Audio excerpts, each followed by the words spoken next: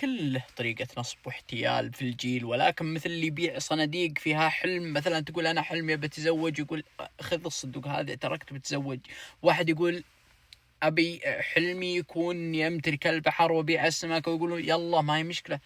هذا نصاب بغداد قديم في سوق بغداد، سلمكم الله. الناس تبيع في السوق غنم، خضروات، فواكه، يبيعون شيء معروف يشوف بالعين، ولكن هذا نصاب ومحتال ورجال جاي بياخذ دراهم الناس بطريقته ذكية. جاء السوق سلمكم الله رجال أبيض ملتحي، رجال ما شاء الله تبارك الرحمن، يوم تشوفه ما تقول إنه كذاب أبد ولا عمره تقول ها الرجال ذا ما عمره رافد سذب أبد مرة، ما شاء الله تبارك الرحمن، وهرجته هادية وكل شيء، ومع صناديق ينقلهن.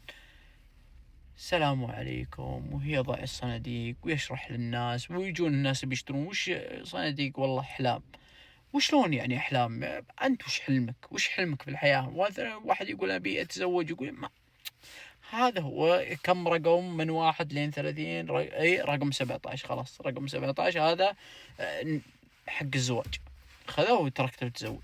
الثاني يقول بمتلك البحر. والمهم بعلمكم بالسالفة، النصاب هذا متفقون هو نصاب ثاني مع العلاقات قوية بينهم، فيقول تعال وقل أنا حلمي قدام الناس، إذا اجتمعوا الناس قل أنا أبي حلمي إني أشتري مزرعة في بغداد، يعني موجودة في بغداد، وأنا أعطيك الدراهم ما نعطيك، أبيعك الصندوق ومن بكرة راح اشتري المزرعة. بس إذا بعت المزرعة ولا شيء ترى علاقتك تنقطع، ترى كلنا نصابين وكلنا محتالين ونعرف حركات بعض. قال لا رجال ألي النسبة من النصب احتيال. قال على الخشم نسبتك محفوظة مرة. المهم انه عرض صناديقه من 1 لين 30، كل يوم يبيع من 1 لين 30. يجون الناس ببداية ما شروا، ما تجمعون ما يدرون هو سفيه، هو وجعان، هو مريض، هو وش سلفته. ما جاء واحد قال بكم صناديق؟ لا قال هذه وش صناديقه اللي هو المحتال. الثاني قال هذه صناديق أبيع فيها أحلام، يعني أنت وش حلمك؟ قال أنا حلمي أني أشتري مزرعة في بغداد. قال كم رقم، كم دقيقة من 1 لين 30؟ رقم 5. أنت محظوظ، أنت رجال ما شاء الله، أمك داعيت لك، أمك مصلية الفجر صح؟ ما قال ذاك نعم صحيح أمي مصلية الفجر. قال أكيد داعيت لك من يوم شريت مني. سم. يقول النصاب الثاني أخذ الصندوق حق المزرعة، عطاه فلوسه بدون تردد. الناس ناظرت بالنصاب الثاني اللي هو جاي يشتري، هذا صاحي، هذا وجعان، هذا ليه يشتري صندوق فاضي؟ وش سلفته؟ جاء من بكرة لا المهم انه يوم تفرقوا عطاه الدراهم الرجال، قال روح سنى نفسك بمزرعة. المهم ان الرجال دور له مزرعة، لقى له مزرعة وشراها. وجاء هو صاحب قال انا عندي شرط. يقول صاحب المزرعة نبي ندخل السوق حق بغداد. قال ما هي مشكلة. هو ما يدري وش السالفة أبد. شرى المزرعة. المهم يوم اتفقوا قضوا ويدخل من سوق المزرعة، يا قوم يا بشر يا ناس، أنا شريت المزرعة وهذا الرجل صادق، وأنا شريتها من الرجل هذا. الرجل اللي باع المزرعة معروف في بغداد، معروف فعلا. شرى منك المزرعة؟ نعم شرى مني المزرعة. يصدقون يكذبون. المهم قاموا الصناديق قام يروح منها 1 2 1 2 3 1 2 3 لين جاء خبل. رجال خبل ما الدنيا، هو بلي في خبل بلي، ولا كانت تجارته ماشية بالطريق الصحيح. جاء خبل قال أنا أبي حلمي إني أمتلك البحر، أبي بيع سمك. أنا رجال أبي بيع سمك، يعني بمتلكه كامل وببيع، ولا أبي يعني الناس يعني تصيد فيه.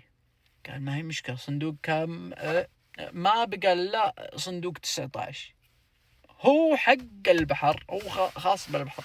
حلمك وشو؟ قال حلمي اني امتلك البحر. قال خلاص سم عطني فلوسك وياخذ فلوسه. الخبر راح تك عند صندوقه. اليوم الأول، اليوم الثاني، اليوم الثالث، الشهر الأول ما الشهر. المهم من هالخبل مطول صندوقه فاضي، حلمه حق البحر، ما يبي يمتلك البحر الرجال. خربت مع الخبل، راح لبيع الصناديق هذه الأحلام الفاضية، راح لبيع صناديق وهي زرقة قدام الناس، تعالوا له دفش ورجال معوض له وعقله لك عليه يهرقل عقل. ويخمش الرجال قال تعال البحر وين اللي انت تقوله بمتلك البحر، وانا لي شهر وانا مطاول ان هالصندوق هذا صندوق الاحلام انت تكذب علي ويا مسكه ويا صقه ولا بقطعه بوسط الصناديق. يا ابن الحلال صل على النبي يا ابن الحلال يا ولد يا. المهم ويمسكه ويدبه لين خلاص بيع الصناديق هذا الكذاب هذا النصاب، وهو يمسك فلوسه ويحملهن ويحشى في الجيب، يمسك الدراهم ويحطها ويمسكه صندوق أخير وهي يربسه على راسه. قال ها توكل على الله إن الله هاب ومن جابك يا التبن تنصب علينا أنت تنصب علينا. المهم إن نصاب بغداد يا الله يتكلم، ما له لا قوة الله لا نصرته، هو ابتلى له في خبل ومتعافي، ما مشت المشروع النصب والاحتيال، ما مشى ما كمل طريقه. المهم نعد انتهت رحلة نصاب بغداد من ضربة هالدبالة. قال يا الله السلامة، يا الله انك تخرجني لا اطمع لي في مصيبة أكبر من هالمصيبة، هذا اشوخ الله فيك حياة المشكلة وش طولت هالسوق ذا. ويسحب الرجال عمره ويخلي الصناديق في مكانهن ويروح يعلم النصاب الثاني. قال بيع المزرعة بس والحقني، خلنا نروح ننصب في مدينة غير هالمدينة اللي فيها الخبل هذا ما بها أبد. وانتهت قصة نصاب بغداد.